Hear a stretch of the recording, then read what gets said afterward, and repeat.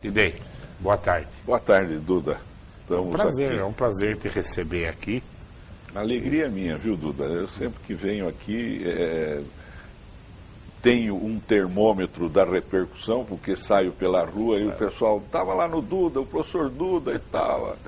Então eu fico muito alegre de poder ter esse contato com a população de Bauru.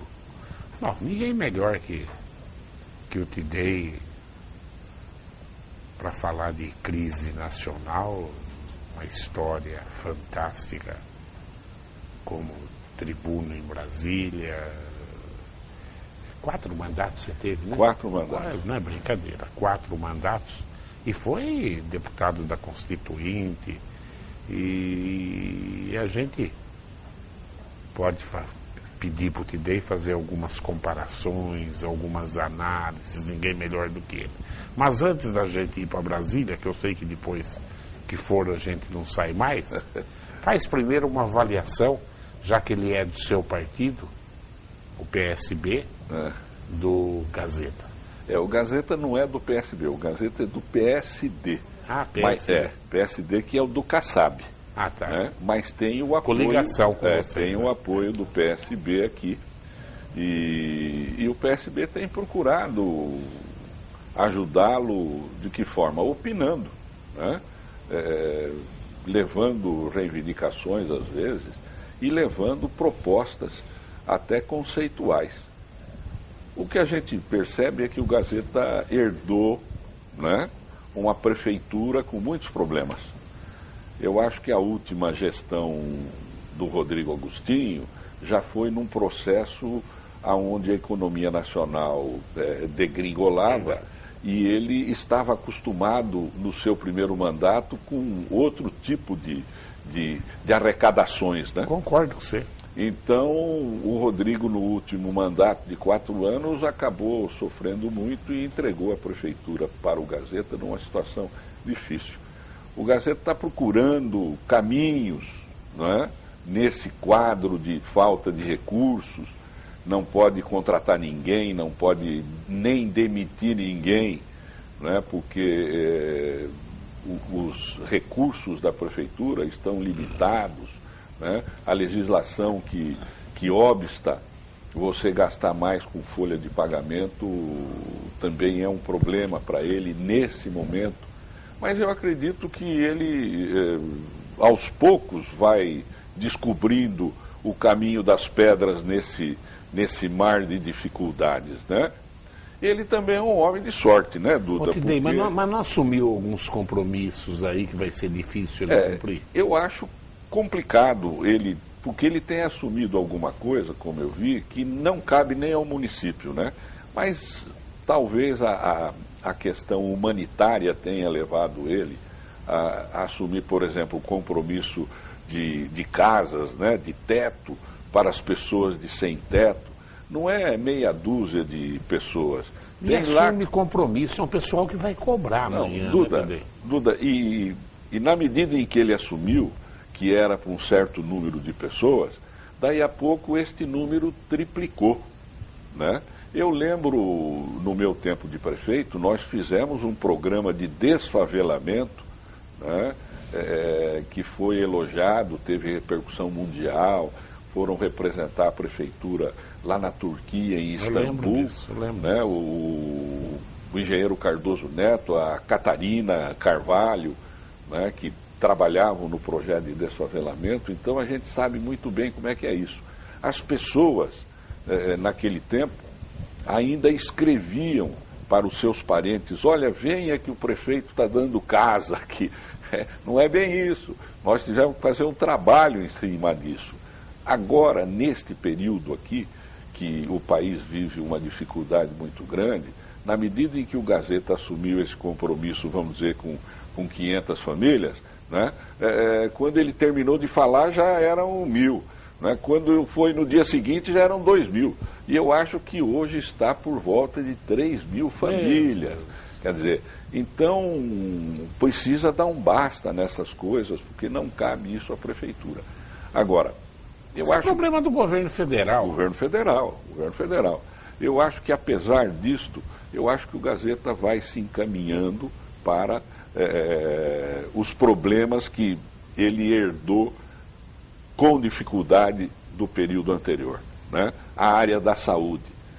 Eu, por exemplo, a prefeitura assumiu o hospital de base, eu acho que fez um favor para o governo do estado, porque é um hospital num prédio já velho, né? Precisa de muito investimento, e é uma responsabilidade você tocar um hospital, até porque você não tem o comando da saúde, né? A saúde passa a ser regional, né? Você acaba com um hospital desse atendendo gente, que me desculpem, mas eu vou dar como exemplo, Piratininga, Agudos, Pederneiras, né? Avaí, né? Pirajuí, as cidades da região. Entendeu? Se a hora que você sair daqui, problema. você passar perto do hospital de base, não tiver, no mínimo, 7 ambulâncias da região, exatamente, eu te pago um almoço lá no Fazano, em São Paulo. Então, eu acho que este espírito humanitário do Gazeta, na área da habitação, na área da saúde, vai acabar ensinando, né, ele, neste primeiro ano, que precisa colocar um limite, né? E eu acredito que ele possa fazer um bom governo, né? Ele ouve, né? Ele tem humildade para ouvir tudo e tal. Eu acho que tomara, vai.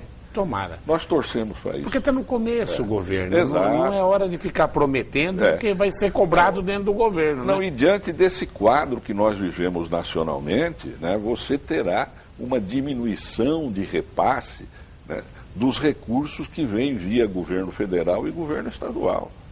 A crise que o governo eles vão cortar tudo. nacional Já estão cortando. E que os governos estaduais estão vivendo, chegará no município o ano que vem. Não tenha dúvida. Você entendeu?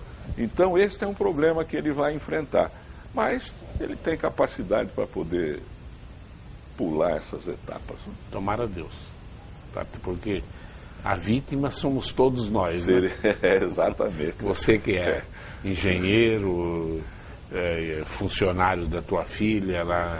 Exato, da Ludmila. E tá indo por bem, falar Ludmila, nisso, está indo bem, graças a Deus. Nós tivemos essa semana em Botucatu, veja como é que é a coisa, né? Botucatu é uma cidade que tem muitos prédios históricos, né? Verdade. E eles vieram buscar aqui a Ludmila, porque a Ludmila é mestra em preservação do patrimônio, né? Está fazendo um trabalho grande aí nas oficinas da Noroeste, junto com o engenheiro Sola, né? Que é quem toca ali a Transfesa e é um entusiasta da conservação daquilo, né? Então ela faz esse trabalho e o pessoal de Botucatu, ligado à Caridade Portuguesa, que tem um prédio de 1800 e alguma coisa, né? Veio aqui atrás da Ludmila porque ela é mestra nessa conservação pela USP e está fazendo doutorado, né? Então um ex-aluno dela, lá de Botucatu, falou para eles: vocês querem contratar uma pessoa competente? Vá lá em Bauru. Eles vieram, então a Ludmila fez um contrato com eles e nós fomos lá, eu acompanhei ela, fomos entregar lá o contrato para eles, o projeto para eles. E a Caridade Portuguesa, então, tem uma edificação naquela praça principal da catedral, né? E eles ficaram maravilhados com as propostas, sabe? E então ela vai ajudar a essa reconstrução, entre aspas, praticamente, e é um prédio maravilhoso, né? Onde os portugueses recebiam os seus patrícios aqui para destinar para os lugares que eles iam. Em Botucatu, o vice-consulado de Portugal é fortíssimo. Então, exatamente. É da família Benini. Isso. Né? É da família Benini. Então ela está muito entusiasmada com isso, está fazendo doutorado em São Paulo na USP, né? Vai uma vez a cada 15 dias e vai bem, graças a Deus. Como engenheiro, como é que você está vendo esse atraso no tratamento de esgoto de Bauru today? Eu tenho muita confiança no Eric, viu, Duda? O Eric é uma foi pessoa... teu secretário também? Foi, teve comigo no meu tempo, foi os 4 anos presidente do DAI. É uma pessoa competente, foi uma boa escolha que o Gazeta fez. E Ele está herdando um DAI que esteve na mão de um pessoal, né, de boa índole, não há nenhuma crítica com relação a isso, mas que não era do ramo, né, e acabaram cometendo uma série de equívocos. Então o DAI precisa ser reestruturado. Pelo prazo era para ter terminado o ano passado, né? Exato. Fizeram uma concorrência, né? Aí o tratamento com a construtora deixou a desejar, porque hoje você sabe que existem empreiteiras e empreiteiras, não é verdade? Se você não acompanhar e não exigir aquilo que está no contrato, muitas vezes as empreiteiras prevaricam, né? Mas eu acredito que o Eric vai dar um input, né, no DAI e vai acabar nós ainda, viu, Duda, que já estamos um pouco mais experientes, né, ainda vamos usufruir do tratamento de esgoto de Bauru. Tomara Deus. Vamos sim. Eu já falei que quando transformar o rio Bauru navegável, o primeiro campeonato de pesca no rio Bauru, a TV prevê vai patrocinar, financiar, dar um bote de presente para quem ganhar. Eu prometo tudo isso porque eu tenho a impressão que não vai acontecer. Entendeu? Um bote inflado e etc. Tidei, eu tenho tanta coisa a perguntar de Bauru para você, mas não dá. Você ficou lá 20 anos no Congresso Federal, foi deputado da Constituinte, entendeu? E hoje a concepção nacional, o povo acha que não tem ninguém direito, né? Embora o Moro essa semana falou um número até que amenizou bem. Eu não sei se você ouviu. Ele falou 1/3 da Câmara Federal está sendo investigada. Então tem pelo menos metade que não está, né? Mas me fala da tua época, Duda, pelo amor de Deus. No nosso tempo, né, que foi na década de final da década de 70, anos 80, né, a gente dizia lá, lembra que foi descoberto o grupo dos anões do orçamento, lembra? Tinha essas coisas. Então a gente dizia o seguinte, aqui no Congresso daquela época tem 70% de gente séria, 30% de picaretas, né? Agora, 30% de 500 são 150, dá manchete todo dia no jornal, né? Hoje a gente diz, eu às vezes converso com o pessoal antigo lá do meu tempo, eles falam assim, olha, deputado, aqui inverteu aquilo, agora tem 30% de gente boa e 70% de picareta. Então eu acho que o Moro foi muito benevolente nessa sua análise, porque o que a gente vê é um presidente refém do Congresso e refém de uma parte do Congresso que tem uma apetite fantástica em cargos e verbas, né? De tal maneira que estão pouco se importando com a situação do país. A situação é gravíssima, viu, Duda? Gravíssima. O país... E tem um pessoal também que, por ideologia, também está pouco se preocupando com o país, porque quer implantar a ideologia, porque, né? O pessoal está cumprindo o papel de oposição. Oposição. Né? Mas precisa você pensar ter no país, oposição, né? E oposição. Espera aí, eu não quero que afunde o barco, porque eu estou junto. Não é? O povo está junto nesse barco. Então, a gente tem que tecer as críticas, corrigir as coisas que existem, né? E realmente lutar contra os abusos, mas com a visão de que o país precisa sobreviver. Não é verdade? Precisa sobreviver.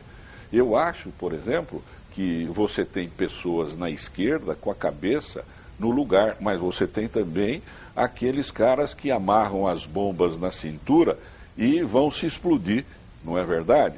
Então não pode. Na direita também, né? Existem gente consciente, mas existem também aqueles extremista que se tiver chance explode o país. Explode o país.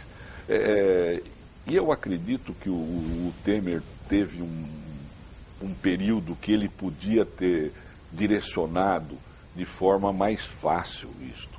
Né? Será? Ele pegou uma bomba. Eu acho, pegou uma bomba, mas eu acho que ele abriu muito o flanco por causa das denúncias contra ele, ele abriu muito o flanco para negociação com o Congresso. E aí ele deu uma mão, e quando você dá uma mão, os caras querem as duas e querem os pés também. Claro. Você entendeu? E ele hoje é prisioneiro desse Congresso. Né?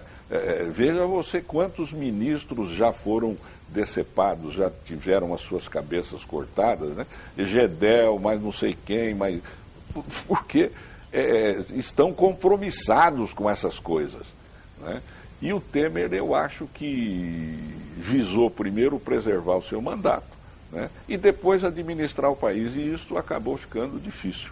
Ô Tidei, ninguém melhor do que você para falar do Temer. Ele foi teu suplente, ele entendeu? Assumiu, né? Quando eu estava na Constituinte, né, então o Quercia falou, você tem um pedido comigo, que é eu trabalhar junto ao Sarney para federalizar a universidade em Bauru. Eu falei, inclusive é um projeto meu, eu quero. Falou assim, então vamos fazer o seguinte, você vem para o meu governo e nós vamos convencer o Sarney disso. O governador de São Paulo. Eu falei, tudo bem, eu vou por um período. E aí foi o Temer assumiu o meu lugar. E nós começamos aquela luta para a Unesp. E nós fomos falar com o Sarney, o Quercia e eu. O Sarney falou, não posso assumir compromisso nenhum só para cumprir as promessas do Dr. Tancredo em Minas, é metade do governo, eu não posso. Aí voltamos no avião, o Quercia falou, bom, então vamos deixar isso para o último ano. Eu falei, não, para o último ano não, vamos fazer agora. Se não é federalizada, você vai estadualizar. Aí ele falou, dou carta branca, vai atrás de um reitor aí para a gente nomear, um tipo assim, Zeferino Vaz, que foi quem construiu a Unicamp, né, o Zeferino Vaz. Eu aí fui, não tinha outro Zeferino Vaz, era um só, não é verdade? Mas a gente acabou se encaminhando para a Unesp, porque era uma universidade que dominava grande parte do interior, né? Ia desde o Vale do Paraíba até a barranca do Rio Paraná. Verdade. E acabou dando certo, né? Mas o Temer então foi por aí, né? E eu conheci o Temer antes disso. O Temer é professor de Direito Constitucional da PUC, né? Era uma pessoa preparada para participar lá da Constituinte, até mais do que eu, embora a Constituinte não tenha sido e nem é em lugar nenhum uma espécie de uma convenção, né, de mestres do direito. Não. A Constituinte é, na verdade, um conjunto de representantes dos mais diferentes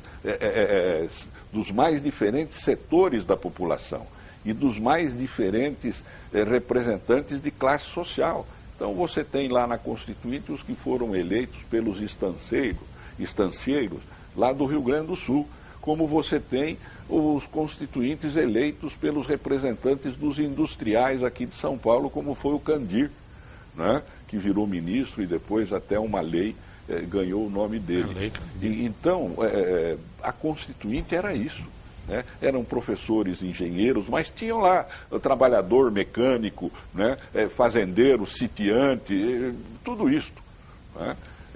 E aí você vai colhendo aquilo, e eu fazia parte, o Ulisses tinha assim um carinho especial, porque eu era um dos deputados mais jovens quando cheguei lá, e o doutor Ulisses então sempre me convidava para almoçar e para conversar. Aliás, eu conversei muito com você.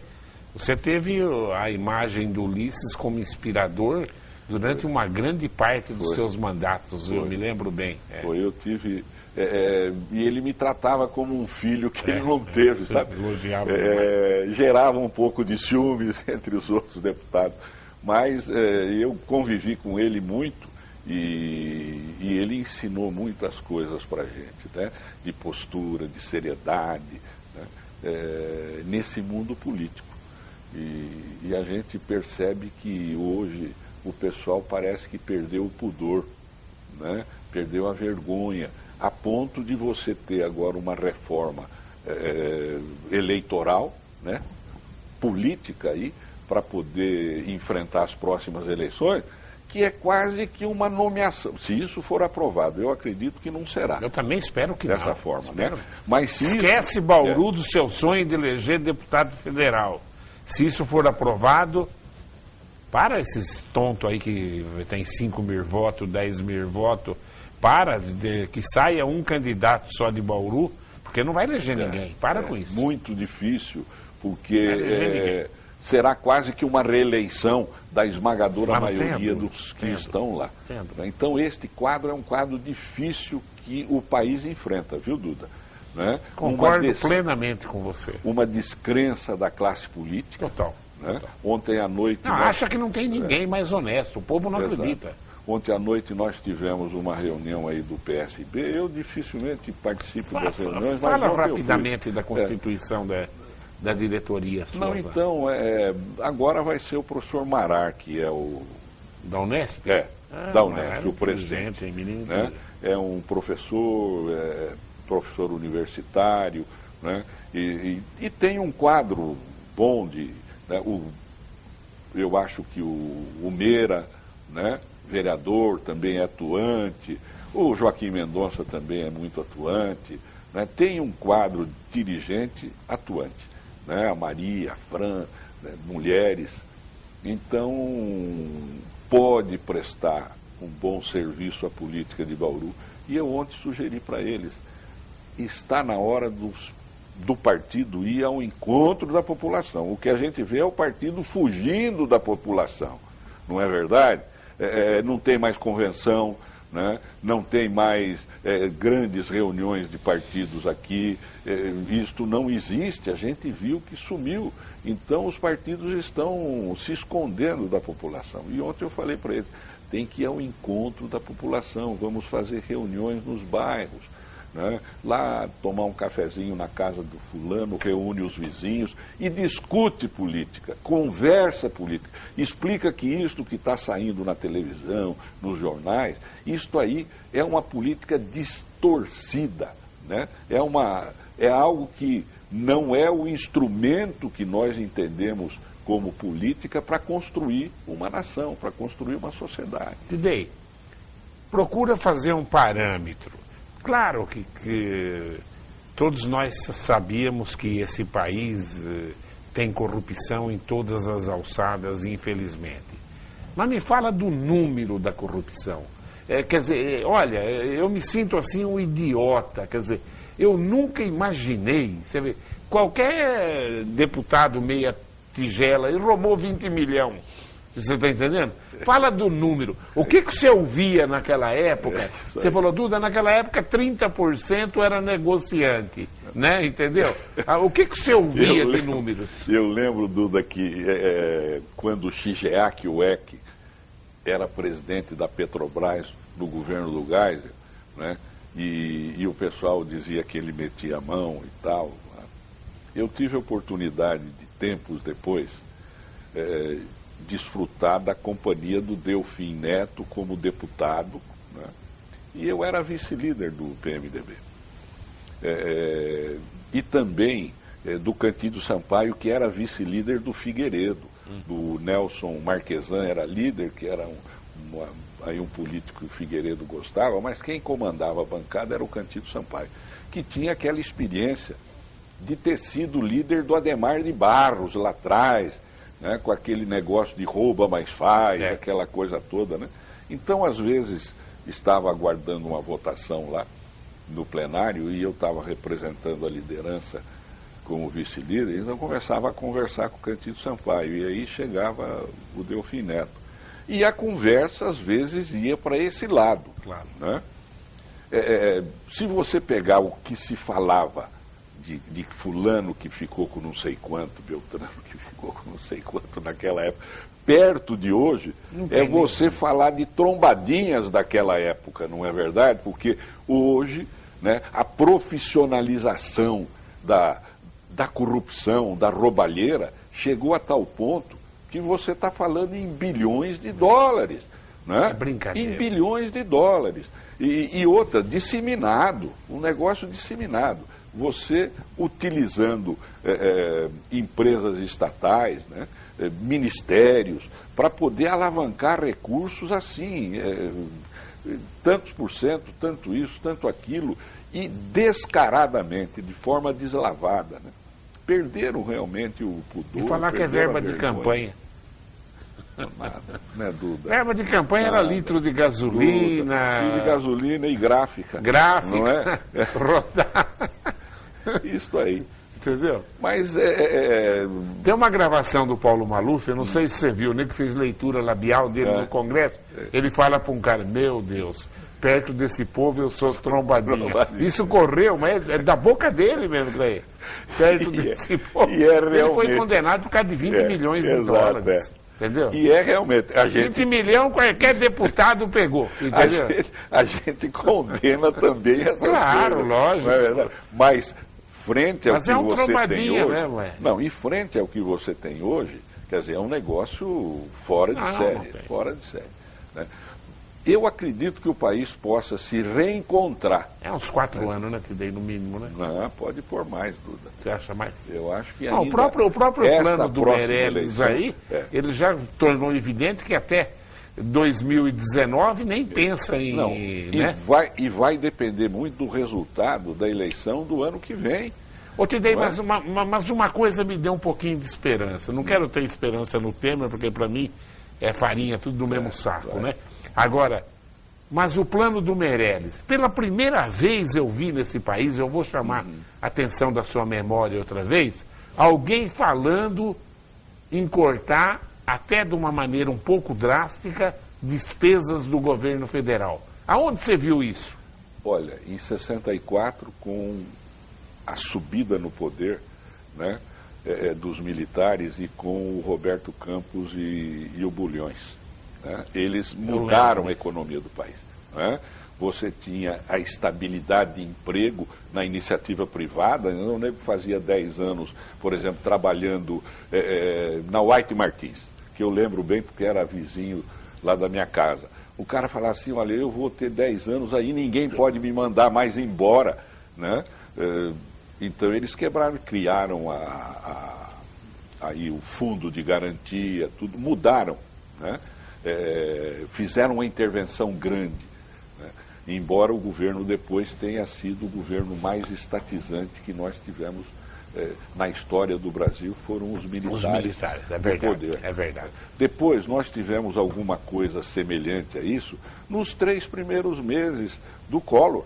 O Collor assumiu, nomeou a Zélia, trancou o dinheiro de todo mundo, ficou aquele negócio, o governo não funcionava, né? E por isso não gastava, né? Então o governo paralisou o país. Nós tivemos assim uns 4, 5, até 6 meses desta situação. Maluca porque era um maluco que estava no poder, e o Collor era um maluco, né? Mas não era uma estratégia de política, né? Hoje o Meirelles vem com a estratégia de política. Isso é uma Gerou estratégia. Um pouco de confiança no você também? Eu acho que pelo menos está falando coisa com coisa. Em cortar não gasto num país que gasta demais e cobra tributo demais, né, Duda, não pode gastar mais do que... E outra, não pode gastar mais porque a nossa dívida pública já está na estratosfera. Absurdo. Né? Os juros que nós pagamos, né? E só paga esse montante de juros, que é mais ou menos equivalente a esse déficit. Outro dia eu estava vendo, era 150 bilhões de dólares que paga por ano de juros da dívida. Né? E por que paga? Porque tem que captar no mercado. E para captar dinheiro no mercado, né, você vai atrás porque o que você arrecada não cobre as despesas. Então você tem que entrar no banco. Vê se eu estou certo. Precisa ter um fim. Na tua época, o grande credor do Brasil de banco era o Citibank dos Estados Unidos. Isso, hoje é Bradesco e Itaú. Exatamente. Não, você pega, Duda, quando sai aí os lucros dos bancos e sai semestralmente... É tudo do governo federal o lucro deles, né? Ora... Eles não dão dinheiro para ninguém. Você pega... Bradesco teve agora de lucro nesta crise, no trimestre, no primeiro trimestre do ano, 6 bilhões de reais. 6 bilhões de reais. Quer dizer, isso são 2 bilhões de dólares, né, de lucro no trimestre. Né? Ele deve fechar o ano com lucro de 7, 8 bilhões de dólares. Os Estados Unidos, quando entrou em crise, os que quebraram primeiro foram os bancos. E no Brasil o banco não quebra nunca. É verdade, é verdade. Vamos ver pergunta, que nós estamos esquecendo. Está tão boa a sua aula aí sobre isso que é... Vamos ver aqui, ó.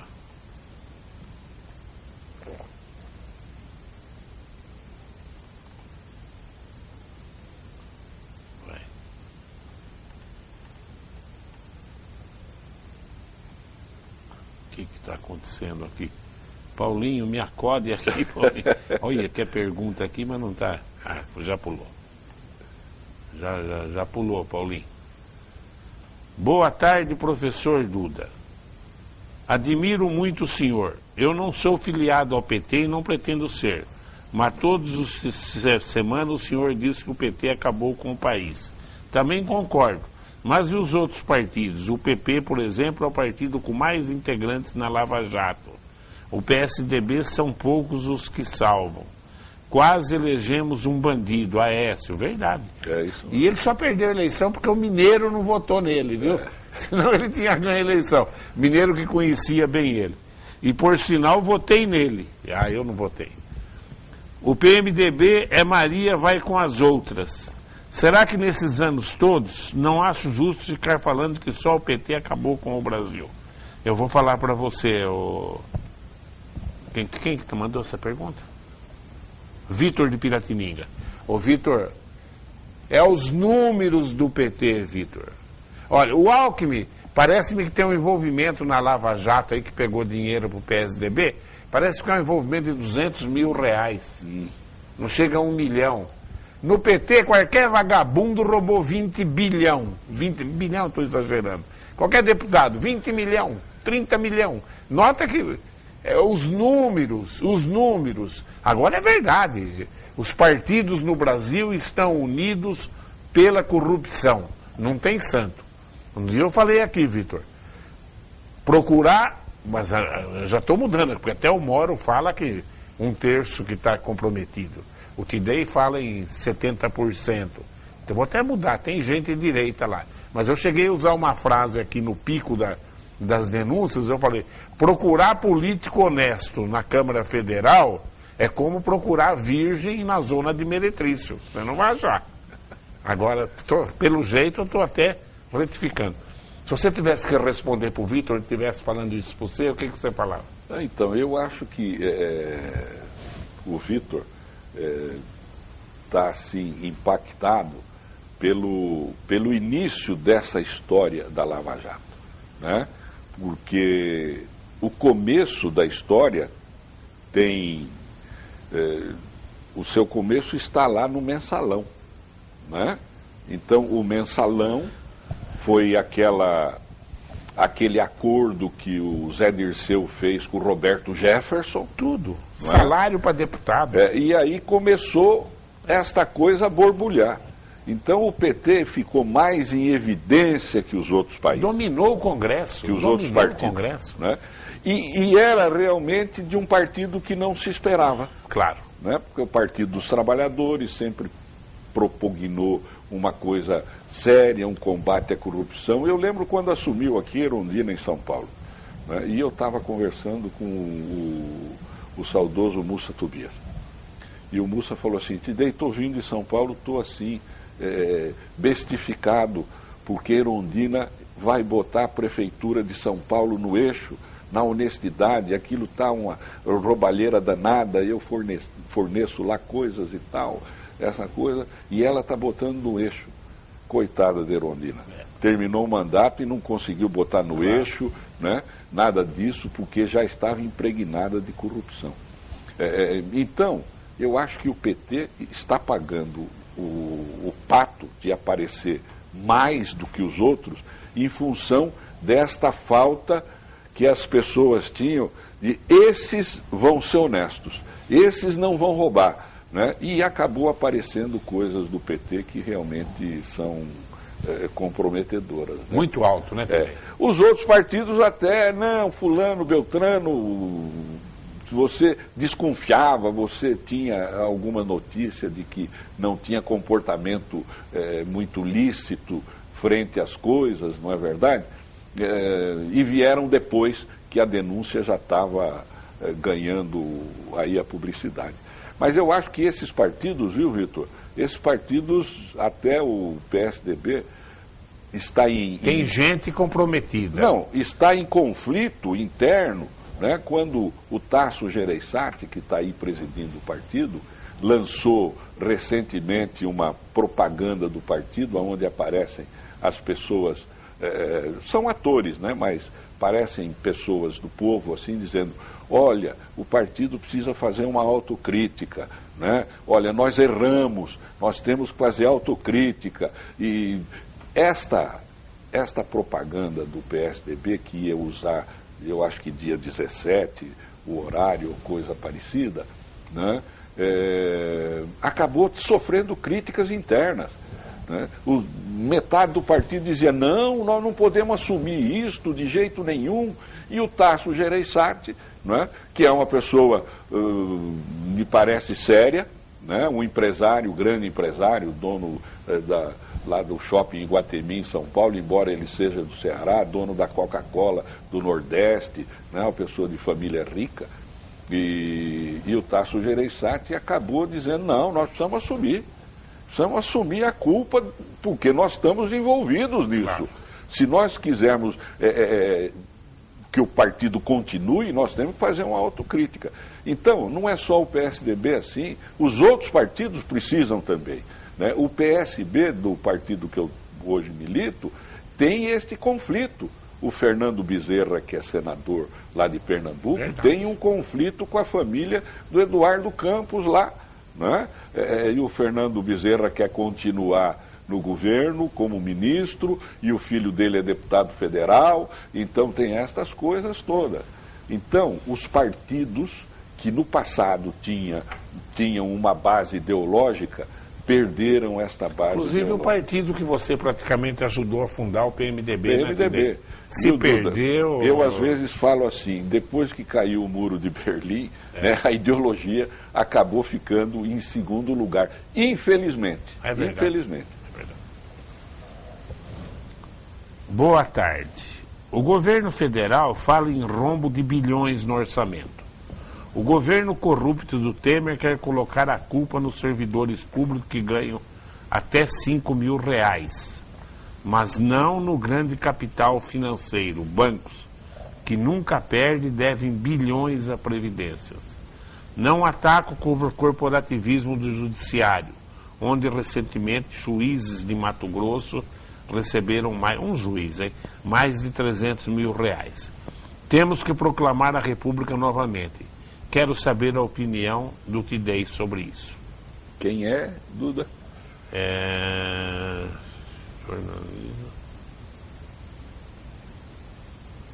O Orlando Gasparini. Se eu não me engano, ele é do PMDB jovem. Orlando Gasparini. Orlando, eu acho que você tem razão. Você colocou aí algumas coisas que são importantes. Procura acelerar que tem pergunta para dar com pau aqui. Acho que realmente você tocou num ponto que todo mundo fica bestificado, né? Que é a área do judiciário. Porque a gente tem o juiz, o promotor, né? O ministro da área judiciária é quase como um santo num altar, não é verdade? E quando aparece esta coisa de Mato Grosso, que nem é 300, é 500... E o juiz falou: não estou nem aí, né? Não estou nem mereço, aí. Hein? E aí depois você vê uma Carmen Lúcia, que é presidente do Supremo Tribunal Federal, uma mulher seríssima, né? Dizer: olha, para com isso, suspende isso, o CNJ, Conselho Nacional de Justiça, precisa apurar isso. Então você fala assim, nem tudo está perdido. Claro. Embora você não tenha instituição que seja uma vestal, né, que não tenha gente ruim. Tem. Algumas instituições têm muito mais do que a média de gente ruim. Outras têm poucas pessoas, mas tem pessoas de má índole, não é verdade?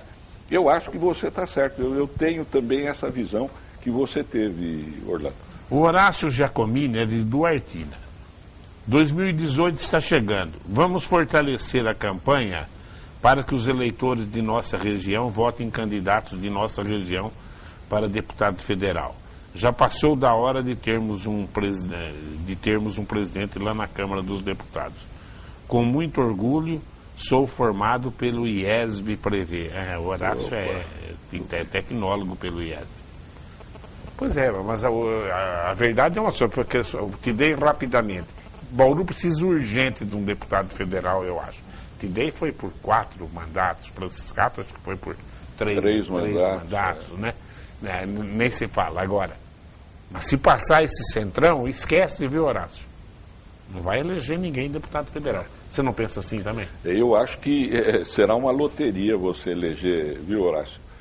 Se passar isso, eu acredito que não passe, né? Porque isto é assim um tapa no rosto da sociedade, da comunidade, do povo, da nação, né?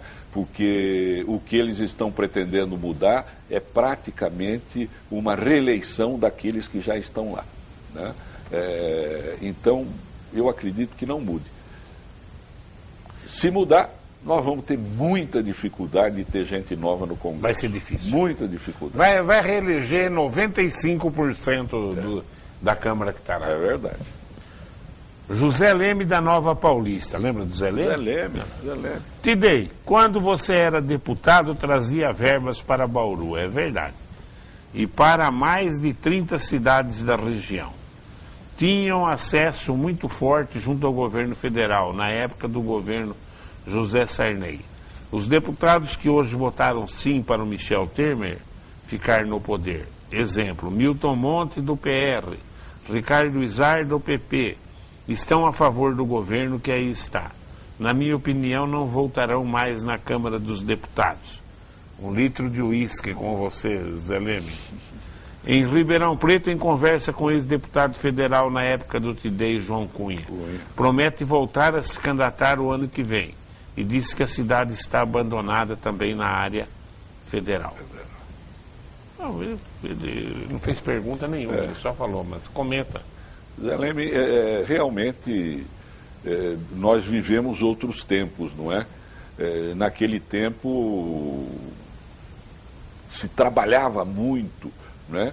E tinha, às vezes, condições, autoridade moral para reivindicar as coisas, né? Tinha barganha, mas não era esta barganha de vantagens pessoais, né?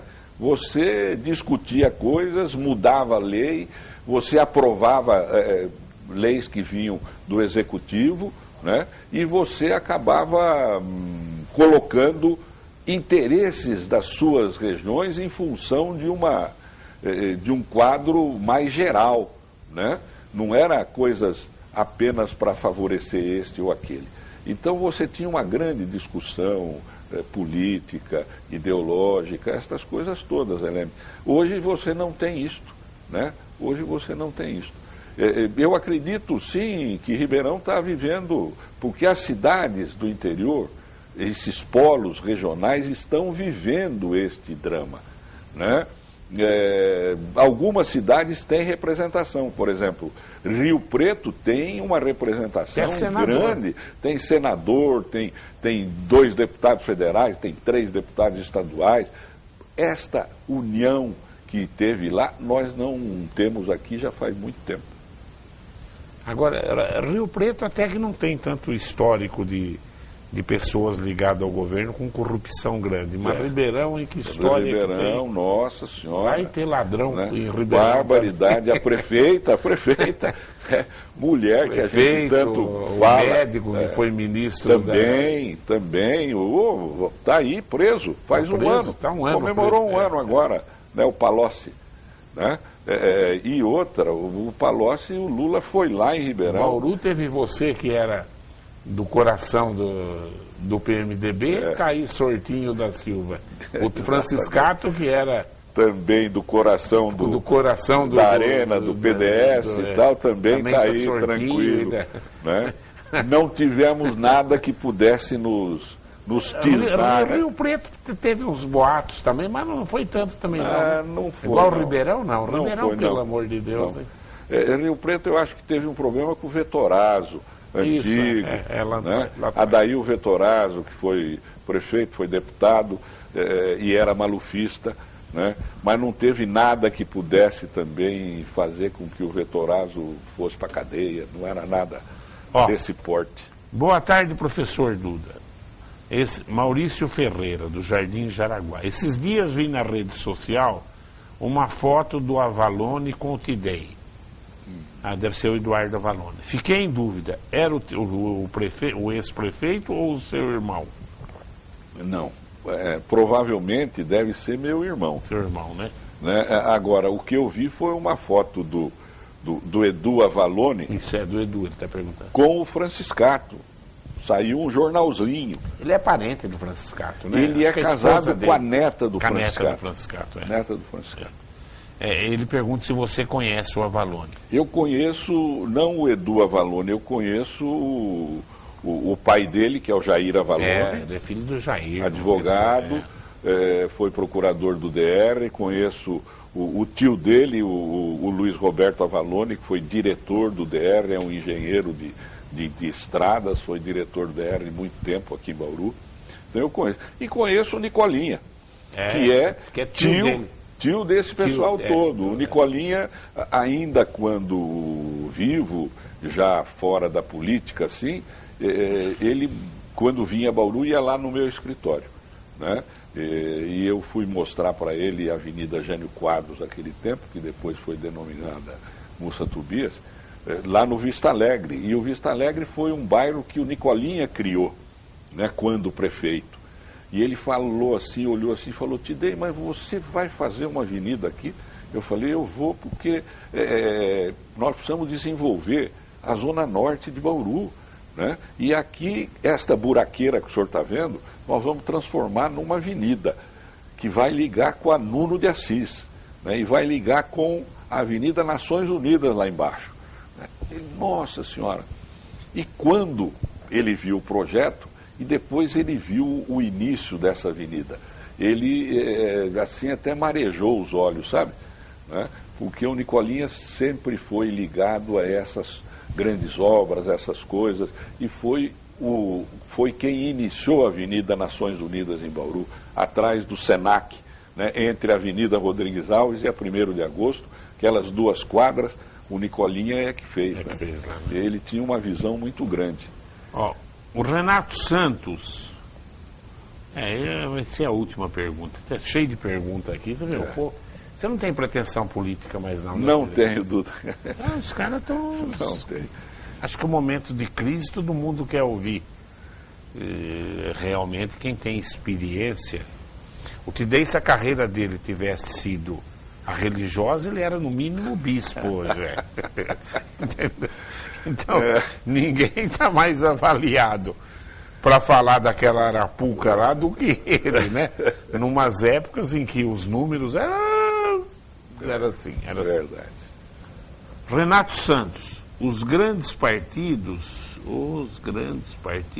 tiraram do salário mínimo dos trabalhadores para criar o tal fundão, mas não tem dinheiro para a saúde e educação dos trabalhadores, e tem para os seus privilégios. Acorda, Brasil.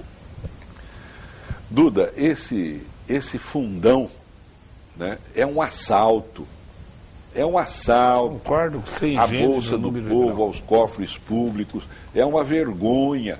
Né? Era para reunir aqueles 3 milhões que reuniram numa passeata contra Dilma, era para reunir agora e ter uma passeata contra esse tipo de mudança na lei eleitoral, né? É vergonhoso. E eu acredito que você, não só você, como é que é o nome do nosso... Já paguei.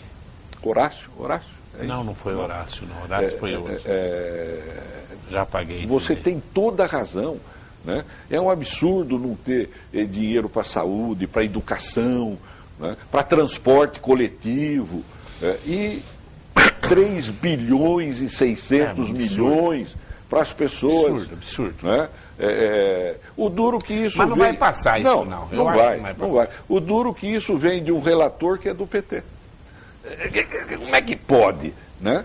O relator não pode falar assim, não, isto aí eu não relato. Né? Isto aí eu não aceito no meu relatório. Vocês troquem o relator, se vocês quiserem isto. Mas eu não assino essa emenda. Ele podia fazer isso, né? Mas não. Ó, está pedindo uma análise aqui, tem pouco tempo já, mas em todo caso, o Samuel está nos Estados Unidos, então, que ele vai cortando do meu salário toda vez que eu passo do horário. Então, ela fala uma coisa interessante. Boa tarde, professor Duda e Tidei de Lima. Tidei, você foi um bom prefeito, representou muito bem a nossa região como deputado federal. Depois disso, Bauru estagnou com sucessivas eleições de prefeitos que não tiveram força de vontade política de fazer a cidade desenvolver como Rio Preto, por exemplo. O prefeito atual tem poucas condições para isso diante da situação que o país se encontra. O prefeito precisa descobrir isso. Até agora ele não descobriu, está muito eufórico ainda para o meu gosto. Pergunto, como reverter esse quadro? Como Bauru pode se tornar representativamente novamente a mais importante, uma cidade desenvolvida para os seus munícipes? Duda, eu acho que o Gazeta pode fazer isso, né? Ele está tentando, está conseguindo algumas coisas, mas eu faria um plano de metas, né, mais enxuto, e partiria em cima destas coisas diante dessa dificuldade. Né? Eu não posso querer abraçar o mundo, né, sendo que meus braços estão curtos nesse momento. Mas eu acho que o Gazeta está se conscientizando disso, tomando o pé, acudindo às coisas mais emergentes, né, e vai aqui neste segundo semestre se conscientizar de que ele tem recursos limitados para poder atender todas as reivindicações. Né? Você lembra do Sidney, que foi delegado da Polícia Federal? Sidney. Lembra do Ricardo, que é o filho dele? Sim. Está dizendo que está gostando muito da entrevista e mandando um abraço para você. Poxa vida, um grande abraço para a família, viu? São lembranças muito boas da época do Sidney na Polícia Federal. É verdade. Tidei, mais alguma coisa? Não, Duda. Eu agradeço aqui a sua atenção, agradeço aí a atenção dos telespectadores, né, a participação, aqueles que se deram ao trabalho de enviar as perguntas, e é uma alegria renovada quando a gente vem aqui, viu? Tá bom? Obrigado pela presença. Que é isso, satisfação é minha. Só para colocar duas coisas, chegou o convite aqui do Eduardo Avalone, que ganhou o prêmio lá da Associação Comercial de Empresário do Ano lá, Empresário Destaque do Ano. Obrigado pelo convite, Eduardo. E aqui chegou Dona Inadir, diz que passou, agente, prestou concurso na prefeitura como agente administrativo e merendeira. O Márcio passou para motorista, ou prestou. E a Natália prestou para mecânico de máquinas no DAI. São da Vila Dutra. Eles querem saber se não vai sair o resultado desses concursos, que eles estão desempregados. Está aí a reclamação para o prefeito. Prefeito, cobrança é todo dia. Eu agradeço a sua audiência e continue aí ligado nos horários alternativos da TV Previm.